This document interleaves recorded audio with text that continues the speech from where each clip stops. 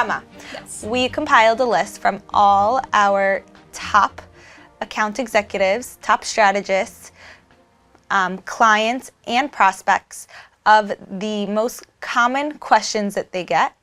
And you, as a top strategist, I want you to answer. Awesome. Let's go. Okay, question number 1. How do you find ways to have profitable campaigns in a high CPC environment with a low average order value product? Yeah, that's a really tough situation. I think in those situations, a lot of it is about figuring out either ways to increase the AOV. So we said that the AOV is low, but is that just on the specific product, or can we do upsells so that we can increase the cart size and thereby have a higher overall average order value for the purchase rather than just for that specific product? And that can help you offset some of those CPCs. The other thing is, though, that a lot of times it's just the reality. And when it is that you're in a really high CPC environment, you have to decide if that channel is right for you. So there's like the typical, like, okay, Google Ads is typically your highest return channel, but like that's not necessarily true.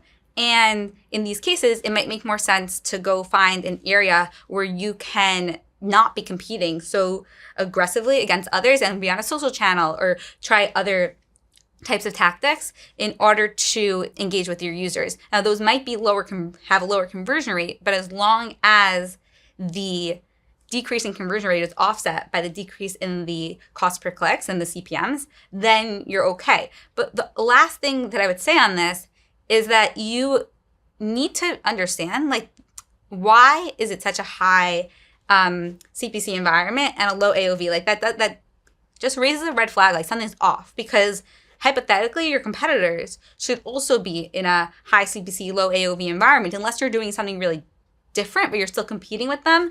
And that means that they shouldn't be able to afford that, which means the CPC should be lower because it's an auction. So they kind of like just look into what everyone's doing and see, like, is there a reason that your AOVs are significantly lower than what your competitors are? So for example, like in certain industries, we've seen it where, a client came in, we've had other clients in those same industries, and they think their AOVs are fine, but like they're not really profitable. Really, their AOVs are half of what we've seen within their competition. And that was like a really big problem. It's not because that's what it should be. It's because they were pricing things wrong. And actually in that situation, it was interesting because their pricing was actually too high, and that was leading to lower AOV because people were only opting for the lower priced products, because on a comparison basis, the same earrings, right, were a lot more expensive than the competitors. So like nobody was getting the $3,000 earrings. They were only getting the $600 ones. And once we redid pricing, you can kind of like deal with that. Interesting. Really interesting. And what about the pricing structure? How do you commoditize and think about the pricing structure with that? So really like getting a really good understanding about like what's happening in the landscape, what consumers are willing to pay. So whether that's with just like looking at, who has the highest market share, what are they selling, what's different with what they're selling and what you are, doing different tests internally also and saying like, okay, I'm testing it at this price point versus that price point at different times. That could be via sale, although it's a little bit hard to understand what happened. Like, was it the fact that it was on a promotion that got you versus the actual price? But if you test it enough, then you can get some more information on that side. And then also always looking at what everybody else is doing. And then aside from that, it's like also what do your profit margins allow you to do, right? Because at the end of the day, there are going to be financial decisions, and it's like based on your profit margins and the general industry, you should be able to figure out at least like a general price. And then within that, that's where you do the testing. Right. So we always talk about those levers, the like building blocks that no one really discusses, and you've taught me this so much, which is cost per session, conversion rate, and AOV. But when you mix and match and you interplay with them, if you could increase conversion rate, or you decrease cost per session, or you increase your AOV, those are your levers to actually being profitable. That's totally true. And that's something that we didn't mention before, but conversion rate is the other really important piece here, right? So we spoke about how much it costs to get the traffic.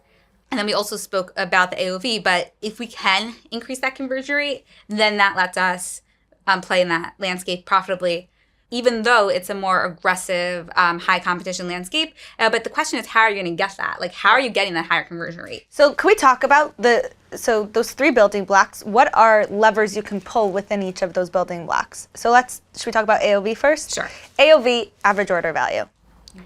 So when we're talking about AOV, there's multiple things that we can do. There's like the really basic things of like change the price. The AOV will probably follow. It might not follow in the way you want it to, but it will change. If you do like a large enough change in price, then the AOV should follow. Now again, if in the example we gave before, right, we had AOVs that were high, and that was leading to a lower overall AOV because people just weren't opting for the higher priced products. Very often that won't happen, but that's an option. Nonetheless, price is the first thing that you can pull to change it. The second thing is promotions. So you put up a promotion. Now again, it's very similar to what we said before. Like the promotion, let's say you're running 20% off, right? That might mean that your AOV comes in at 20% lower or 15% lower, or etc. But it also very often does the opposite, right? People just buy more, have larger cart sizes when there's a promotion. So very often we don't see that. I think you've kind of also seen that within the academy, right? Yes, exactly. Also, any upsells, cross-sells, anything you can do on that side just to increase the cart size helps your AOV. And then when we think about those type of promotions and like those upsells that you can do, and you have like free shipping, but only on a specific threshold. Right. Those are really good because you're always like, wait, what else do I need to find? Totally. I was just like, okay, I guess I'll order another pair of pants the other day for my son because like might as well at this point. But how often do you end up just leaving because you're like, I can't fill up the cart? if there's a lot, that's a really good point. It's too much of a delta. Yeah. But like that's a really good point for something that we're trying to like plan for. Right. Like what is that free shipping threshold and what's the AOV in general, and like how far is it that I actually have room to make somebody think like, yeah, I may as well, instead of like, never mind. Right. What else is AOV? Lifetime value, which is a little bit separate. It's its own subcategory. It is its own subcategory, related, because if you're optimizing for LTV, then you don't have to rely on the AOV thing. But it's definitely related.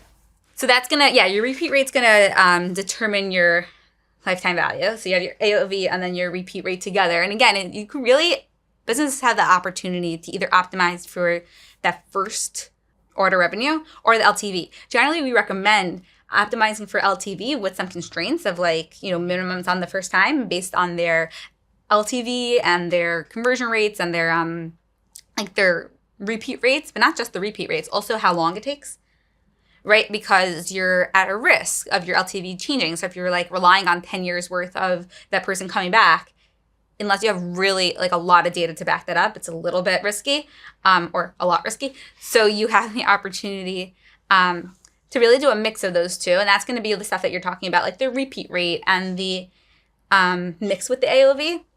And then it's just like the immediate AOV.